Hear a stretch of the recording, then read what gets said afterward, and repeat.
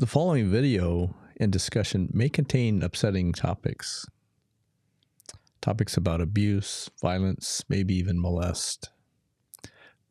Please take care of yourself if you choose to watch this, and give yourself permission to stop it if necessary, or to pause watching and viewing, and to walk away and re-engage if it feels right. But if it doesn't feel right, that can be okay also. And just a reminder that this is Mental Health Awareness Month, and to take care of your own self, to take care of your mental wellness. So let's get to it.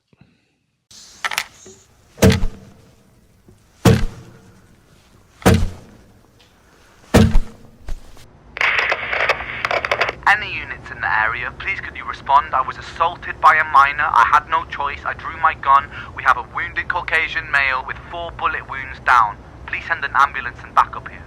I'm recommending that if you haven't seen the full trilogy of the tale of Jenny and Screech, go ahead and pause now and watch that in its entirety. It's got 3 parts to it: Jenny's tale, Screech's tale, and Violet's tale.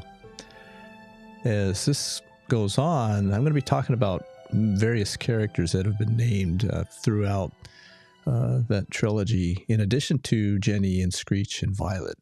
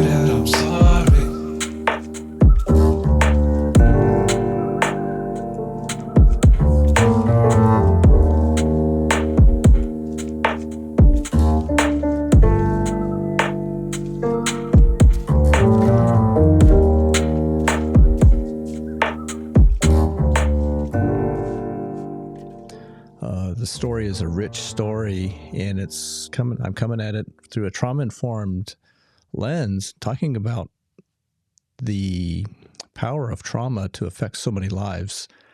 I'm going to take it out of sequence from the way it was presented originally. And even the way it was presented wasn't in a chronological time frame. So hopefully it'll make sense as we go through it, but I will be talking about individual characters and giving examples of some of the stuff that we were seeing in the video. So let's talk about why. The physicist Richard Feynman, a Nobel laureate, is well known within his field anyway of challenging the question of why. He says why is a great place to start, but once we begin with a why question, we can start getting into other information. What else does it open the door for? Many of us maybe in our schooling, learned about the who, what, where, when, why, and how of storytelling. But oftentimes when things aren't going well, or when we see something that does bring in upset for us, we ask the question of why. Why did that happen? Why did you do that? Why did you say that? And it's usually the last thing that we can understand and know. Another researcher a few years ago, Robert Sapolsky, published a book called Behave. I'll put a link to the book in the comments in the description down below as a literary reference. Sapolsky goes through the violent aspects of what it is to be human and discusses a variety of angles on it. In essence, he's also offering the same thing that Feynman was, is that we can start with the question of why, but then to really tease out the layers, if we're going to understand why something happened. And in this instance, open the video here with a reference to Officer Richard shooting Screech and then calling for backup. And we might ponder, why did the officer shoot Screech? Why did Screech stand his ground, etc.? We can have all these questions of why, but then we got to start digging deeper to have a full understanding. In my introduction to psychology classes that I teach at the college, I often, day one, explain to the students that we're going to go through and we're going to be discussing topics, and as the semester rolls out, we may start with a why question, but we're going to do it in layers. We might have the philosophy layer. The psychology describes the philosophy. Biology describes the psychology. Chemistry describes the biology. Physics describes the chemistry. And then the quantum physics describes the physics. To answer a why question, we have to know all of that. And we also have to understand the time frame. Hence, in this analysis here, I'm going to be breaking up the timeline a little bit, so that we can get an understanding of what was going on at those moments at the end, so that we can have a deeper understanding of what was going on with Jenny and Screech. I'm going to be approaching this analysis through the lens of trauma. And trauma can be like dropping something into water, or a shock wave at the front of a bow of a ship, or a bullet or something. And it spreads out, and it can spread out behind the object, even if it's moving. A plane breaking the sound barrier and what it looks like. And to have a deep discussion then, okay, well, what's it like when Jenny and Screech and Violet experience their own traumas, and maybe the other individuals within the movie? Be talking about how trauma may get carried across transgenerationally, can actually become wired into the organism, into our being in a way that we're not even aware of. That can be problematic, and it is problematic. And when I originally watched this, it was highly triggering for me, just because I come at it from so many different layers of me experiencing it, then carrying along those memories, and hearing the words, seeing some of the stuff in the video would bring all that back forward, whether I wanted it to or not. That's the way trauma works. I mentioned I'll be breaking the timeline, so let's get into it, and let's break the timeline a little bit from what the original was and start with Violet.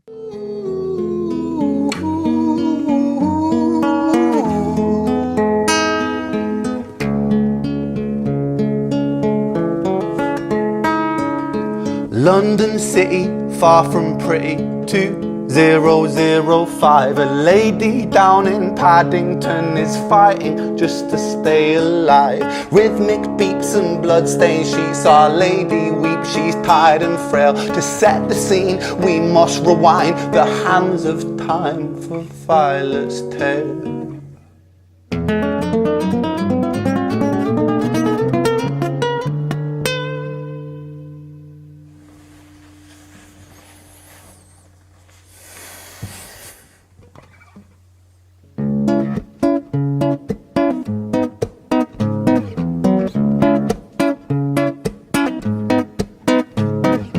Violet was a silent girl, grew up with violent starts. Her mother was a drinker and her father was a bastard.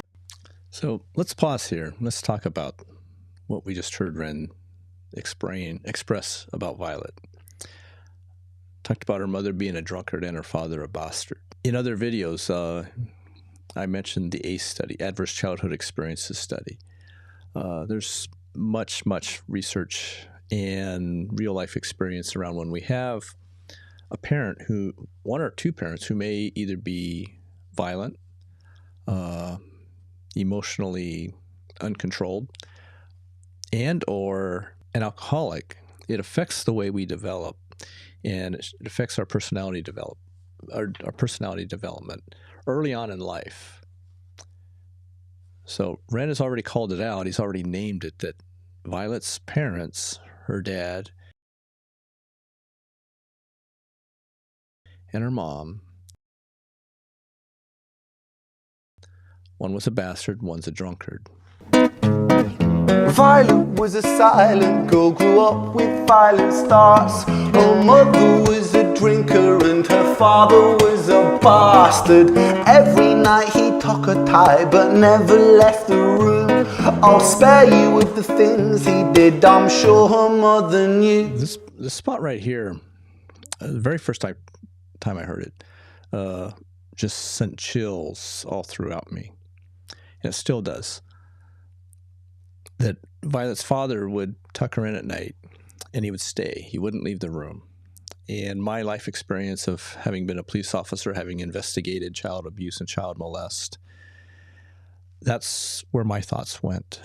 And as I've watched some other reactors reacting to this part of the video, that's what they mention also.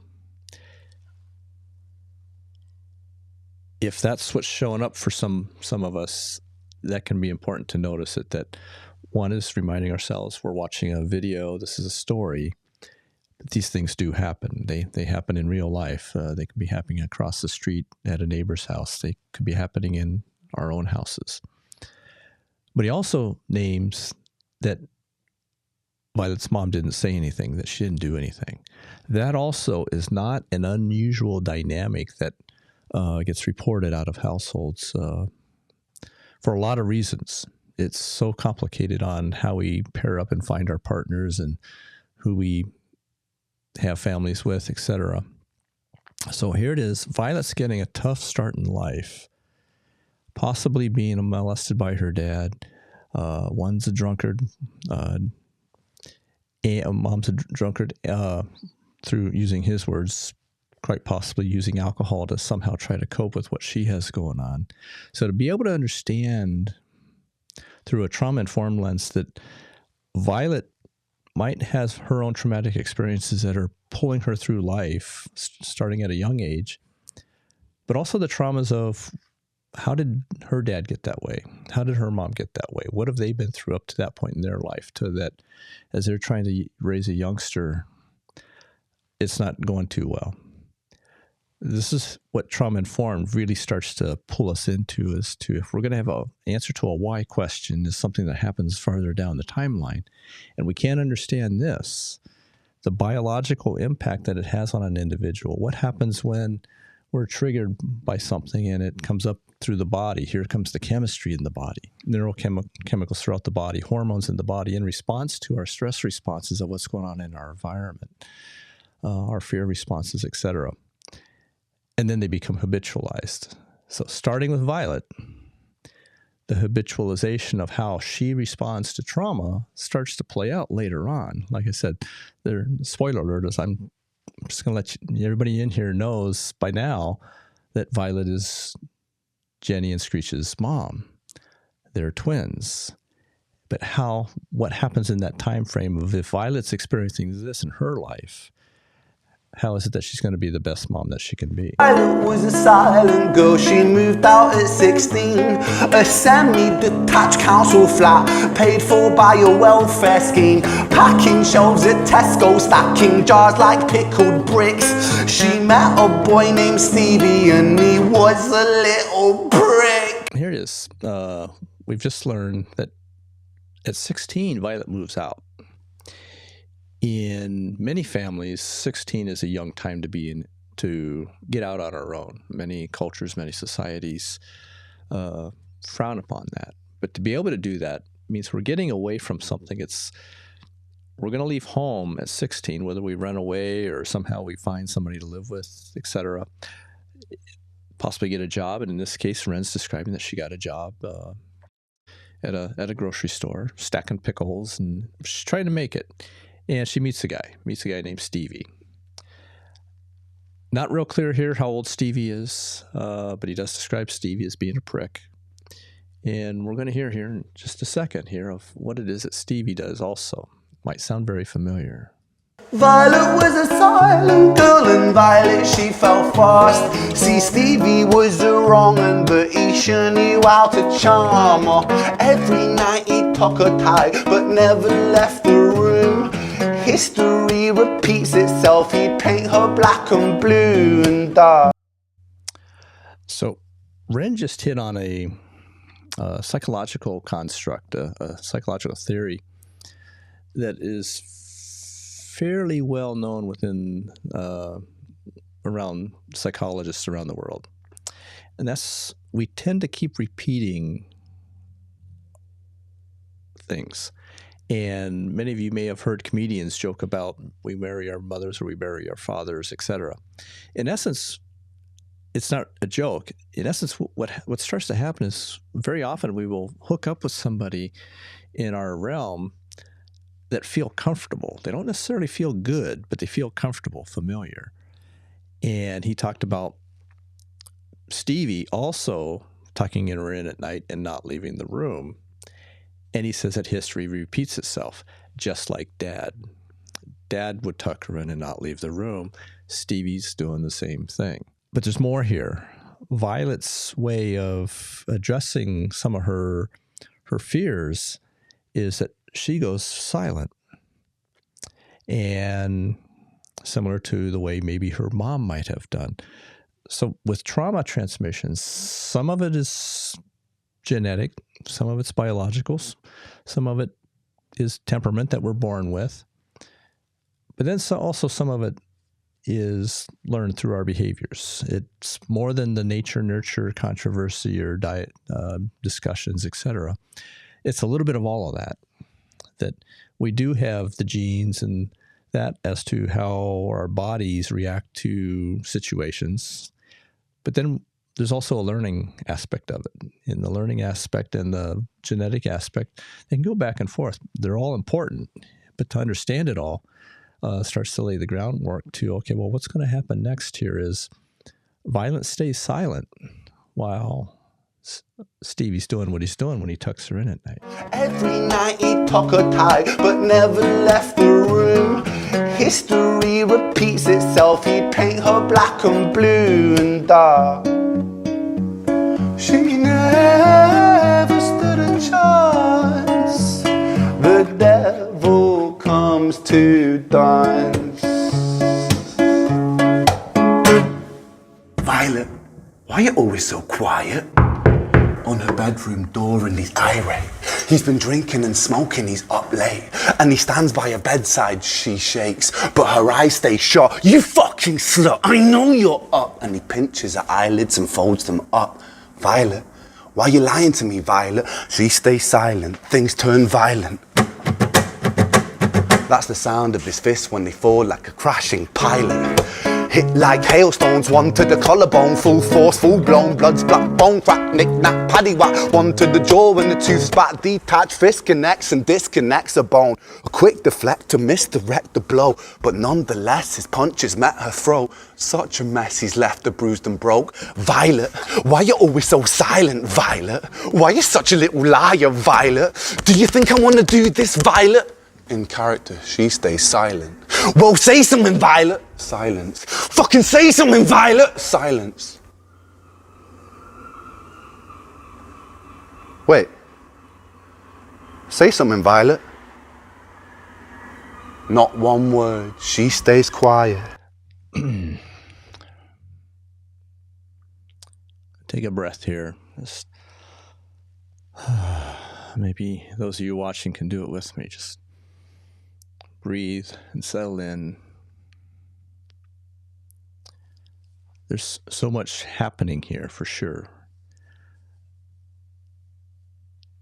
The unfettered anger that comes out of Stevie when Violet doesn't answer the door. So he opens it anyway, and Violet's shaking. She's in a fear state. She doesn't want to move. She doesn't want to open her eyes.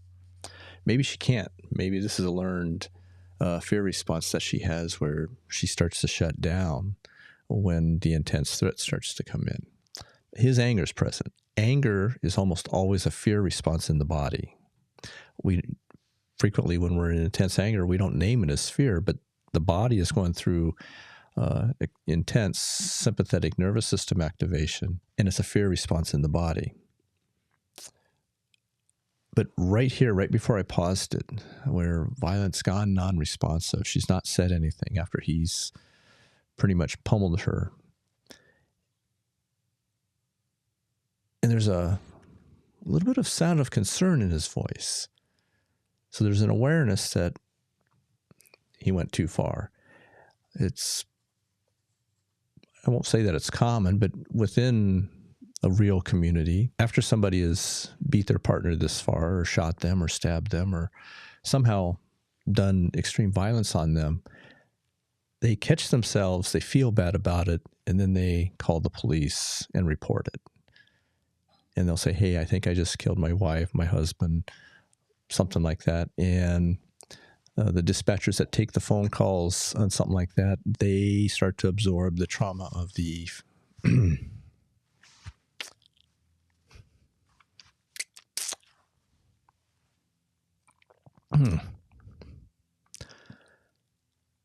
So,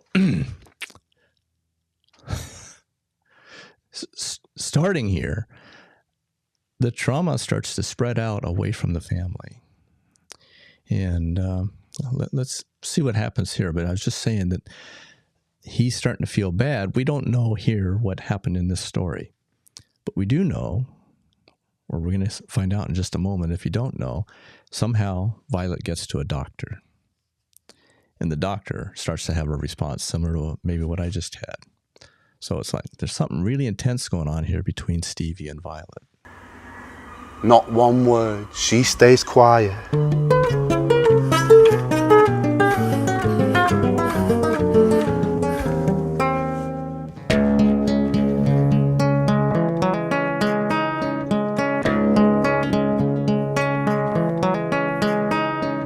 London City, far from pretty, 2005. A lady down in Paddington is fighting just to stay alive. The doctor, in a state of shock, saw something here so very wrong. See, Violet, she was pregnant. Poor Violet, she was 9 months gone.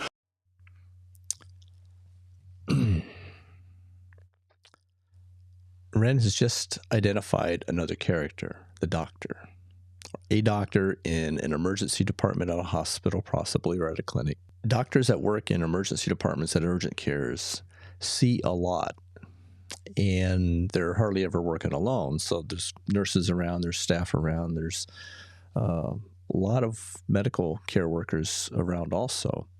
And the doctor's shocked, and the doctor has to regain composure somehow. Identifies that she's pregnant. Now, we know that Violet was 16 when she left home.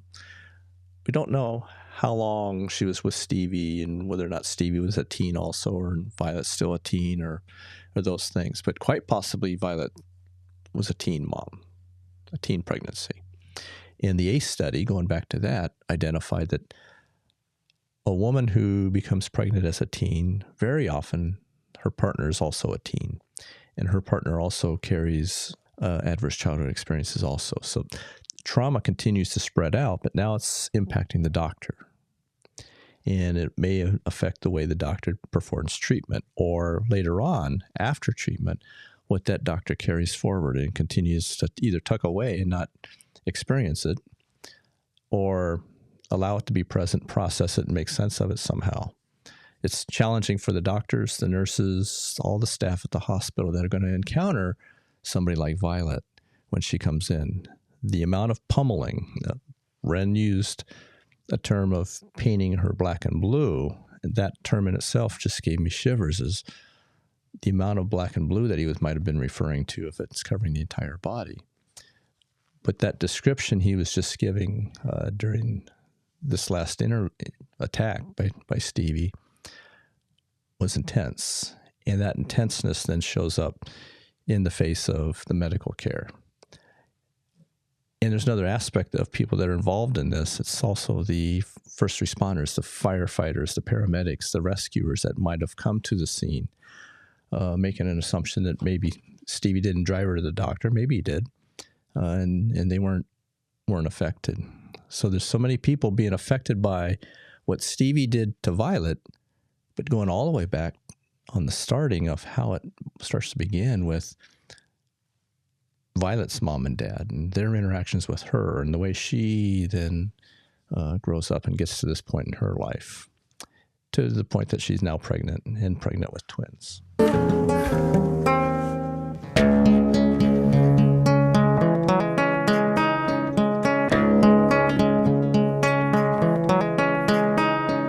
London City, far from pretty, 2005. A lady down in Paddington is fighting just to stay alive. The doctor, in a state of shock, saw something here so very wrong. See, Violet, she was pregnant. Poor Violet, she was 9 months gone. Turning to the doctor, Violet broke her silence and she cried, "If I'm to die right here tonight, please let my baby stay alive." The doctor soon regained composure, called the surgeon to come in. As Violet's world turned to black, the curtains closed, the lights went dim. In London City, far from pretty, 2005. A lady down in Paddington just lost the fight to stay alive. A tragedy or a miracle, it happened on these very streets. Two twins lying side by side. A girl named Jenny and a boy named Screech. So, wow. Questions that I still have that continue to arrive each time I watch this. Initially, I was wondering how far along Jenny was, or Violet was, when all of this happened, but Ren names it that she was 9 months long. So she was just about ready to give birth. But they enter the world, Jenny and Screech, as a result of violence before the natural processing process usually dictates. A lot of research around family violence, domestic violence, interpersonal violence, and violence committed on pregnant moms, and the effect of the violence on the uterus, on the fetus in the uterus, is quite shocking.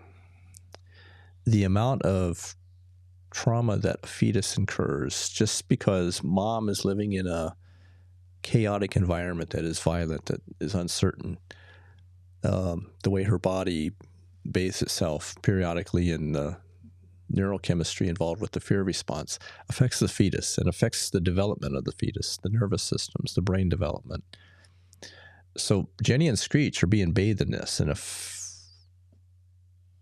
this fits the pattern typical of this level of abuse, they've been living in it their entire, since conception. We don't know that, but we do know that they came into the world as a result of mom being murdered while they were still inside mom's stomach or uterus.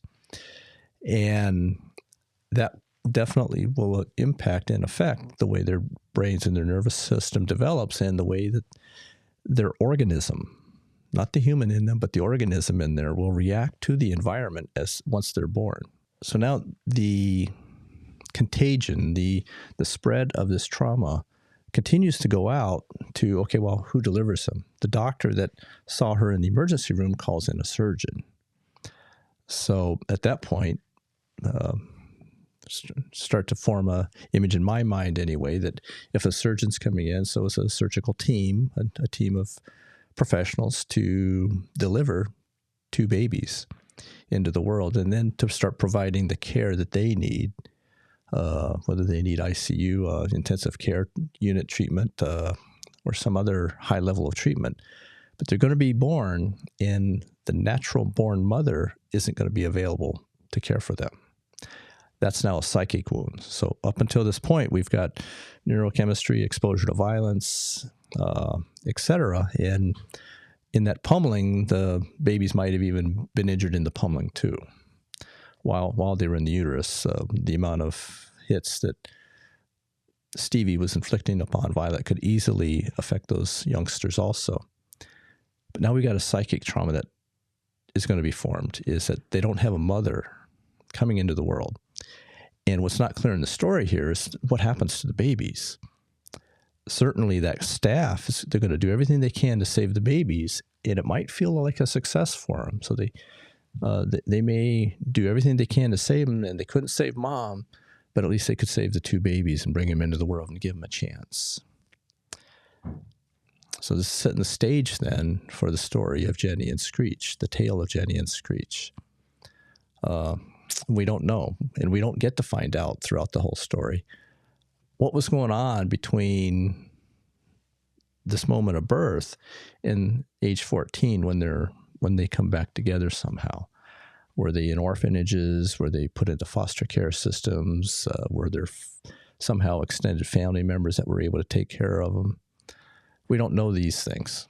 All we know is that at some point they came together again later on in the future. And one of the comments that Wren does make right at the end of Violet's tale is he asked the question, was it a tragedy or a miracle? And this starts to get into this idea of balance. If we can view things with equanimity, a balanced mind, a balanced heart, we can sit between the tragedy and the miracle and hold it all. We have the ability to have space where we can breathe it in, settle ourselves, check in with what's going on, and notice that our compassion, our empathy is being activated throughout all of this. In this particular video, I'm not talking about the music and the videography and the acting that Wren's offering us. All of that is brilliant as always. It's the storyline itself is reaching in and pulling our hearts out and activating empathy and compassion for many of us. We could also be doing some other, having some other effects on us.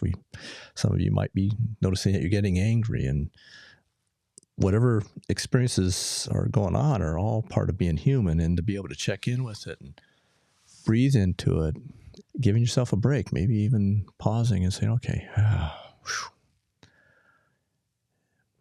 And if you haven't seen what's coming, it's not going to get easier. Like I said at the beginning, I'm not going to worry about spoiler alerts in this.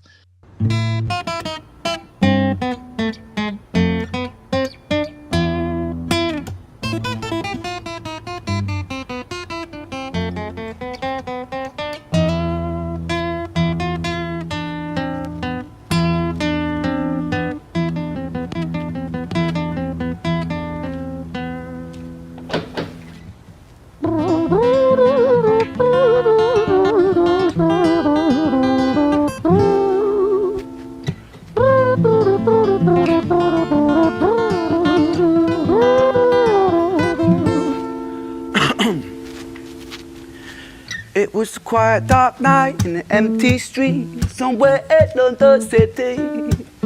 Jenny walked alone, she was dragging her feet. She was heading back home to sleep.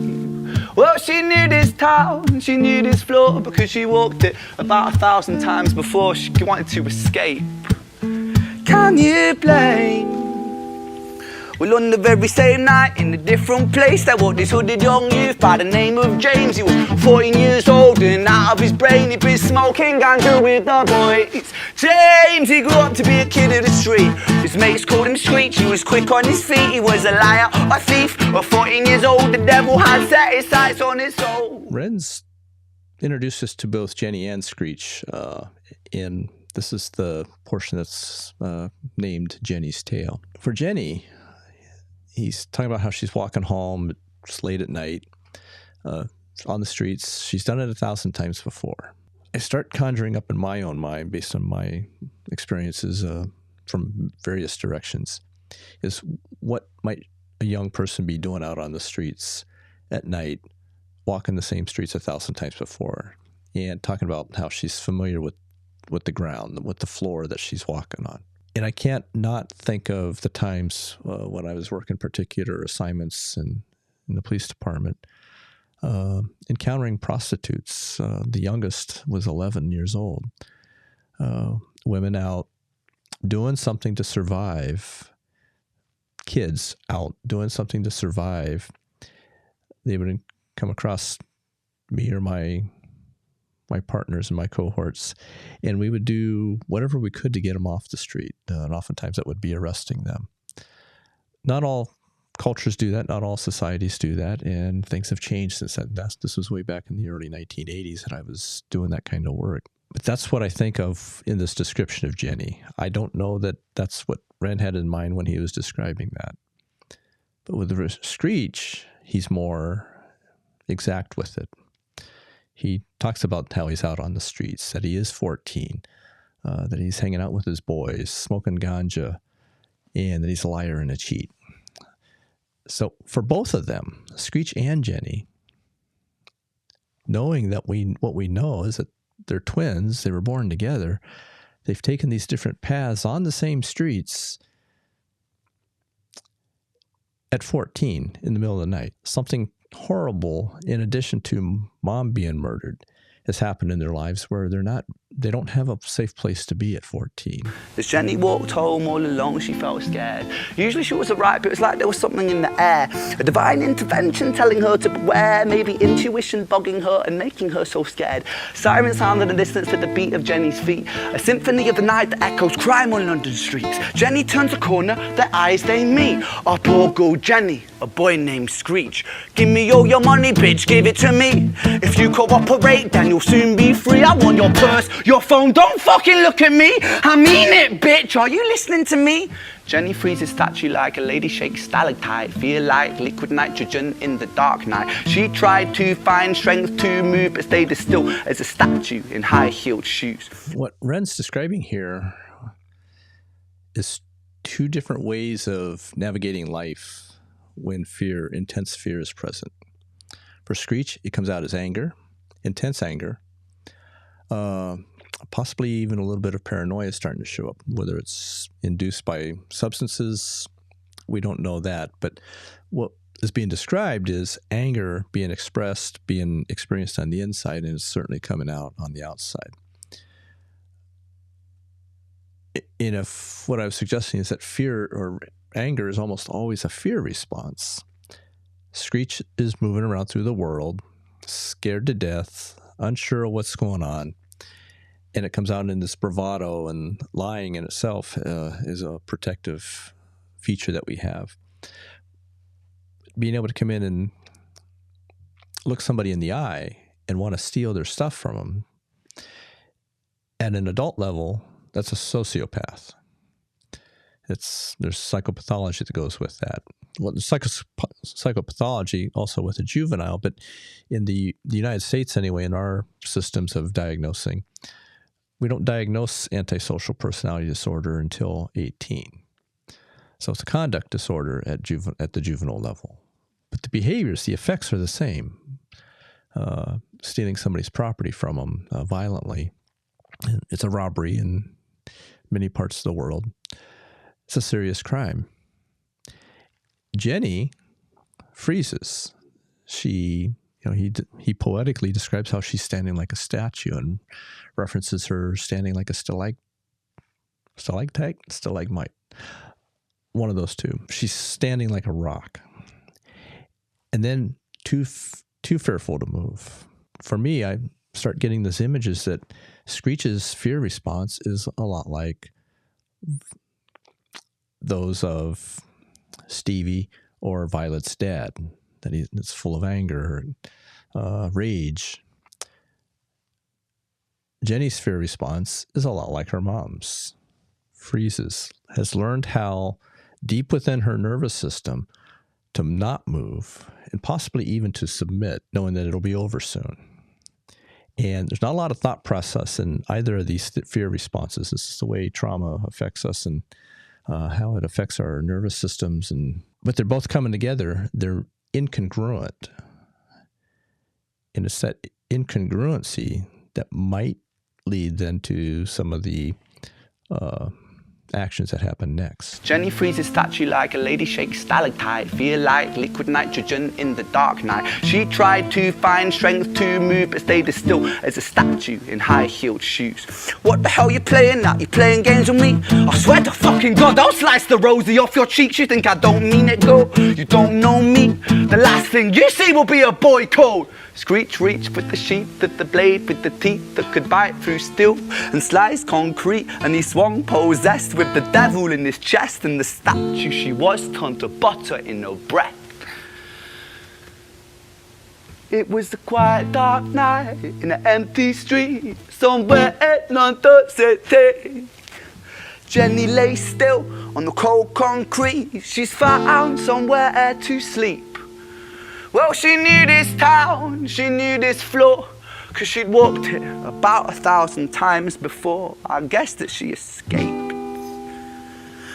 It's such a shame.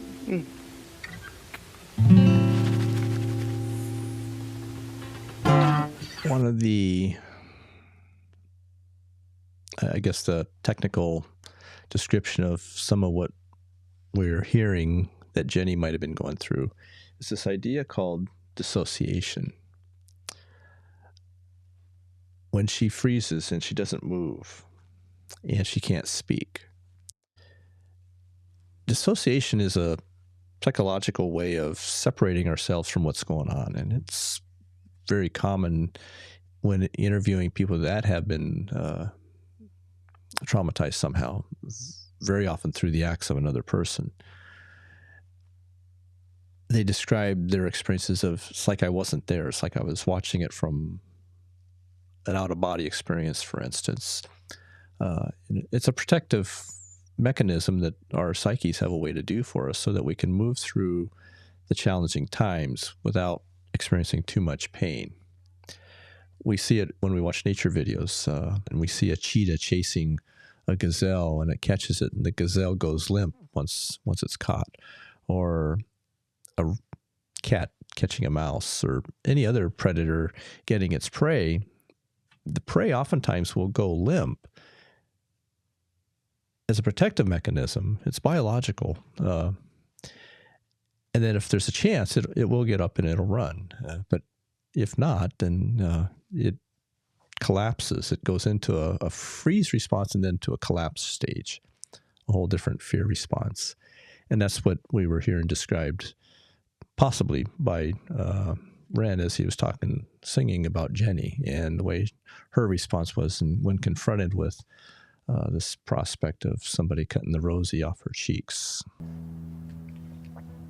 Our story, it starts right at the end of the life of poor Jenny, clocked out like Big Ben.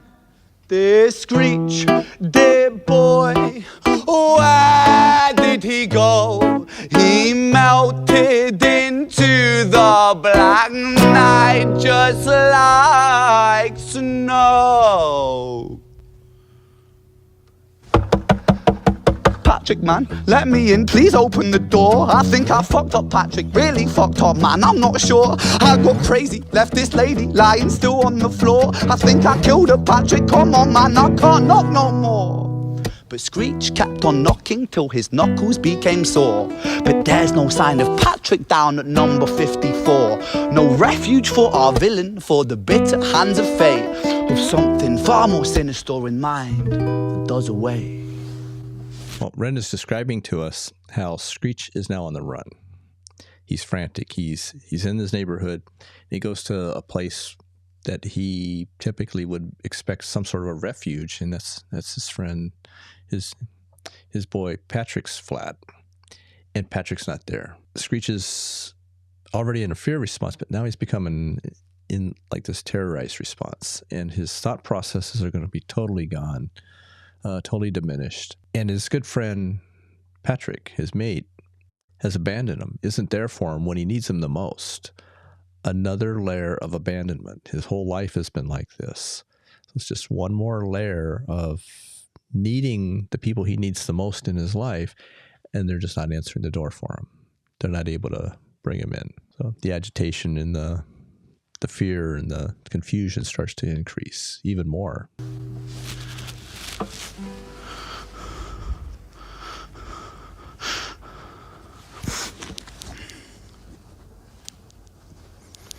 Hey, babe, are you in?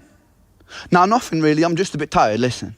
Can I swing around yours for a few moments? I just really miss you, babe. What the fuck do you mean you're busy? You fucking bitch! For fuck's sakes!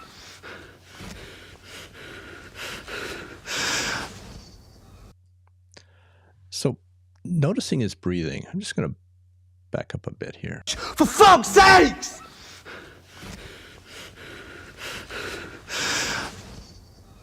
Here it is. Once again, he's now reaching out by telephone to Babe. Don't know Babe's name. We don't know their relationship, but Babe, somebody that he's, again, seeking connection with, seeking refuge. He wants to drop by, and Babe rejects him. It's not like Patrick, where Patrick wasn't available to be there for him. This person's rejecting him. And now the rage goes up even higher, and it shows up. He's already breathing heavy. That's a biological, it's a physiological response to all the fear and the terror that he's got going on inside. And it intensifies even more just before he hangs up, just as he's hanging up the phone.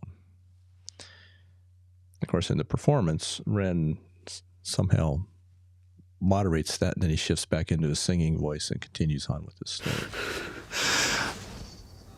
Siren sounds approaching like a banshee in the night. The shrill cry of justice cutting like the sharpest knife. But Screech was never one to run, not one to miss a fight. One hand upon his blade, he turned to face the blue lights. Come on then, you fucking cunts, let's fucking have you then. I am Screech, I'm the boss, I'm the ender of men. You think that uniform you're wearing means that you own these streets? These are my fucking streets, and they call me fucking Screech. Richard was an officer who stood at 6'3", working London on the night shift. What he didn't think he'd see was a boy running at him like an animal possessed. With no time to hesitate, he fired 4 bullets at Screech's chest.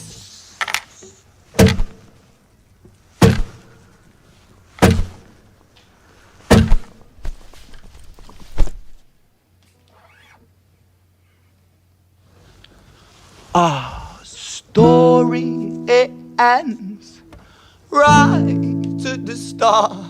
Young Screech and poor Jenny lying one street apart. An officer shaken by the boy that he claimed. 2 bodies lay lifeless, and it's such a shame. It's such a shame.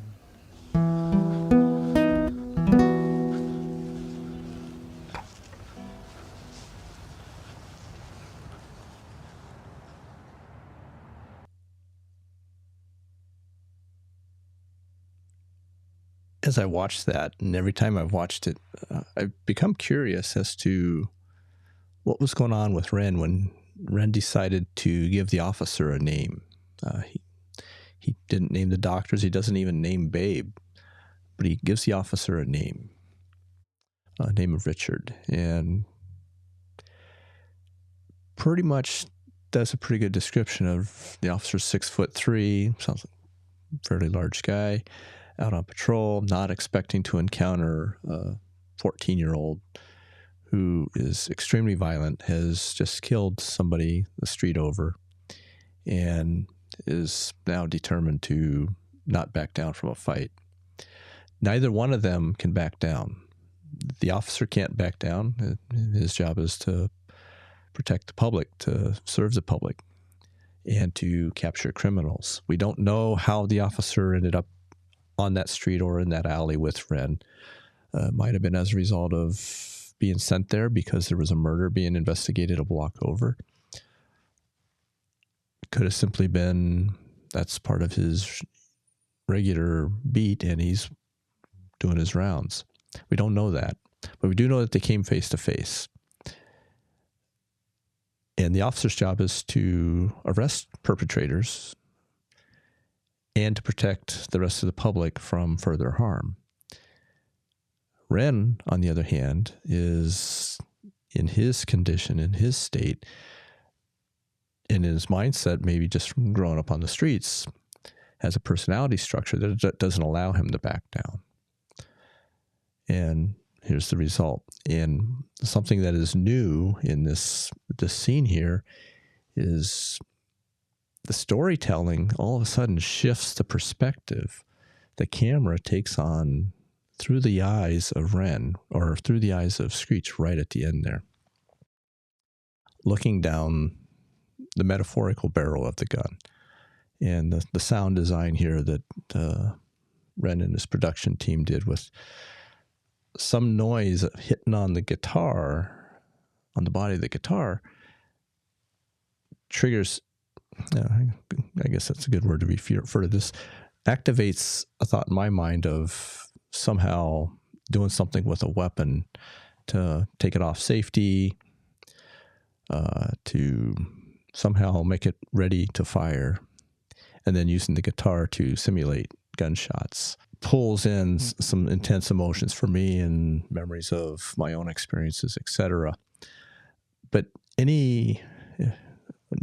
not knowing who the community is here that's going to be watching this or that is watching it, any police officers that are out there may have similar images. Anybody that's been in the military, there's lots of people that may have been in similar situations. And what comes along afterwards. So more of the contagion of the trauma that started way back with Violet's mom and dad continues on and still gets transmitted over into the officer, and then the officer's friends and families, maybe the officer's ability to continue to do his job, and the rescue personnel who get called to the scene by the officer as a result of the 14-year-old boy being shot. So the intensity, the contagion of transgenerational trauma, starting with, in this story, with Violet's mom and dad, moving its way through Violet into Jenny and Screech, into the doctor, into the nurses, into the officer. Patrick's probably going to miss Screech. Babe will probably miss Screech. It doesn't stop. It just keeps going until somebody is able to come in at the personal level, one by one, say, we need to do something different. For me, I listened in on the interview between Knox Hill and Ren the other day, and I was deeply moved by how the two of them are discussing wanting to change the world with whatever it is that they're doing. Ren talks a lot about wanting to bring empathy into the world. And this is more of that. This is more of the analysis that I'm given here is hopefully bringing awareness to some challenging conditions that are global. They don't know socioeconomic bounds. This kind of family dynamics, when they break down and become dysfunctional, happen everywhere. Usually not at this intensity. This is an extreme example, but it's not an unknown example. And it's not enough to say, well, we can arrest our way out of it. We can legislate our way out of it, when it's more about what do we need as humans. The simplicity of we all have this important need to be known, seen, and understood. And when that's not there, things can go horribly wrong. That's so many layers. I'm hopeful that as we've been moving through, maybe getting the different insights of the amount of people impacted by our actions aren't nearly as simple as we often think they are. And to have a why question to start with it, maybe you have more questions in your mind now as to why did the officer have to shoot Screech, rather than having a quick answer that, this is really complicated. Or maybe it's not. Maybe you do have a simple solution for it. I don't know. But I'm also going to be posting another guided meditation. I'm going to keep adding to the bank of meditations that's available here on the channel. The practice is to turn inward and start that softening, that calming, that relaxing that Ren talked about in Hi Ren. As we practice that, we can engage with our memories, we can engage with our life experiences, and we can do something different with them. And if there's a genetic component to it, we can recognize that also and learn how to adapt to it so that we're not falling victim to our own traumas in a way that Jenny and Screech maybe did, or Stevie, or we can do something different once we know what our traumas are. And very often it can be useful to seek out a therapist who specializes in trauma treatment. There are many around. There are many forms of trauma treatments. There is not one that works best. Simply naming our challenges as anxiety or depression when it's trauma fueled. And sometimes we don't know what our traumas are. People in the lines of work that I've named, that I've been associated with, doctors, nurses, therapists, police officers, firefighters, paramedics, teachers, social workers, they accumulate other people's traumas, and oftentimes they're not aware that they're accumulating them, and they carry them with them also. But the challenge of just simply being human and trying to raise families and trying to have relationships in itself can navigate us through traumas. So being able to recognize something and name it, say, okay, well, this was a traumatic event, doesn't mean that it has to run our lives. We can do something with it, make meaning of it, reframe it, and carry it along so that it becomes a memory and not one that's overly activating every time that we think of it and are reminded of it. Still a lot of work to be done, but most of it's going to be awareness of, if it's happening within your life, reaching out for help in a way that's safe for you, creating a safety plan so that you can reach safety. And if you know somebody that's struggling, somehow either reaching out to them, letting them know that they're not alone and that they may have an avenue of escape, or reaching out to some authorities in your community, in your area, or doing something else. But just being able to bring awareness to it, hold it in awareness, and know that it is an important topic. And I'm so grateful that Ren was able to tackle the story the way that he did. And till the next one, may you all be well.